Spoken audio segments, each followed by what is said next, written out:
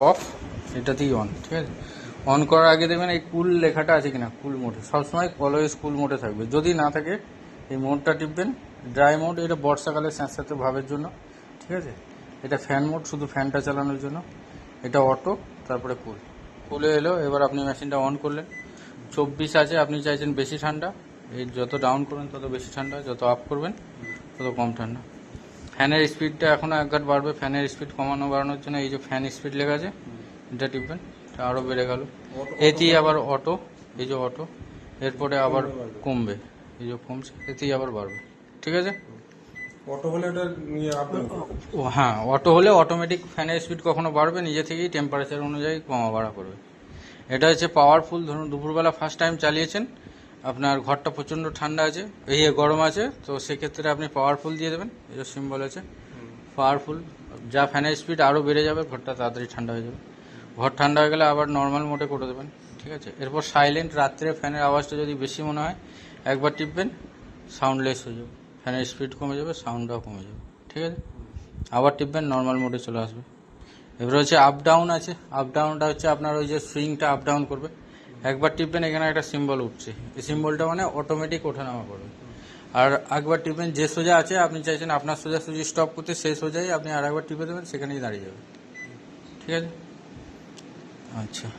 এরপর হচ্ছে অ্যাম্বিয়েন্স নেই, এখানে টাইমার থেকে মেশিনটা অফ অন করতে পারবেন। ঠিক আছে, টাইমার থেকে অন টাইমার আছে, অফ টাইমার আছে। অন টাইমার হচ্ছে আপনি ধরুন বাজার যাচ্ছেন, মেশিনটা রিমোট থেকে অফ করেছেন। ঠিক আছে, রিমোট থেকে অফ করা আছে, কিন্তু আপনি টাইমার দিয়ে দিলেন, ধরুন 4 ঘন্টা পরে বাজার থেকে ফিরবেন।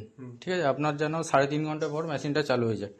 লাইন দিয়ে চলে যাবেন, এখানে 3.5 ঘন্টা দিয়ে দেবেন, 2 ঘন্টা, 3 ঘন্টা, 4 ঘন্টা দিয়ে দিলেন, দিয়ে ছেড়ে দিয়ে দেবেন, মেশিনটা রিমোট থেকে অফ করে দিলেন। ঠিক আছে, দিয়ে চলে যাবেন, 3.5 ঘন্টা পর মেশিনটা অটোমেটিক অন হয়ে যাবে, যদি কারেন্ট না যায়। আচ্ছা, ঠিক আছে, আবার এটাকে ক্যান্সেল করতে গেলে 12 তো নিয়ে যেতে হবে, 12, তারপর আরেকবার টিপবেন, নর্মাল মোডে চলে আসবে। আর অফ টাইমারটা? ঠিক আছে, অফ টাইমারটার ক্ষেত্রে রাত্রি 9টার সময় আপনি শুচ্ছেন, ধরুন আপনি চাইছেন রাত্রি 1টার সময় মেশিনটা বন্ধ করবেন, 4 ঘন্টা পর অফ করবেন, সেম এখানে 4 ঘন্টা দিয়ে দেবেন।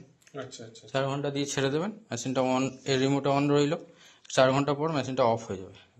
ঠিক আছে, একেও ক্যান্সেল করতে গেলে 12ই নিয়ে যেতে হবে, দিয়ে আরেকবার টিপবেন, টেম্পারেচারে চলে আসবে। এখানে গুড স্লিপ আছে, রাত্রিবেলা শোবার সময় আপনি দিতে পারেন।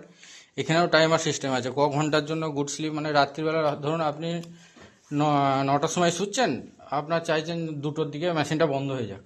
গুড স্লিপের ক্ষেত্রেও সেম ওই টাইমারের মতনই কাজ, কিন্তু এখানে ধরুন 6 ঘন্টা দিয়ে দিলেন, আপনার রাত্রি 9টার সময় 24 সেট আছে, 10টার সময় অটোমেটিক 24টা 25 হয়ে যাবে, এইভাবে 3 ডিগ্রি ঘন্টায় 3 ঘন্টায় 3 ডিগ্রি বাড়বে।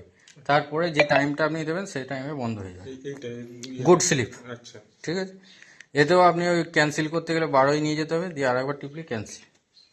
আর এটা ফ্রস্ট ওয়াশ, মেশিনটা অফ করে, এখন নয়, ওটা 1 বছর পরে লাগবে। ফ্রস্ট ওয়াশ টিপলে মেশিনটা অটোমেটিক, তোমার ইনডোরটা অফ হয়ে যাবে, আস্তে চলবে, আউটডোরটা চলবে, ফলে ভেতরে বরফ হবে, বরফ হয়ে গিয়ে ময়লাগুলো ফেপে যাবে, দিয়ে অটোমেটিক বরফগুলো, এটা 50 মিনিটের প্রোগ্রাম আছে, এই প্রোগ্রামটা যখন হবে তখন আর কোনো সুইচ টেপা যাবে না। আচ্ছা, ঠিক আছে, মানে ওইটা অফ রেখে অফ রেখে শুধু এটা টিপে দিলেই হবে, ইলেকট্রিক দিয়ে টিপে দিলেই হবে। হ্যাঁ, ঠিক আছে, আর কিছু নেই।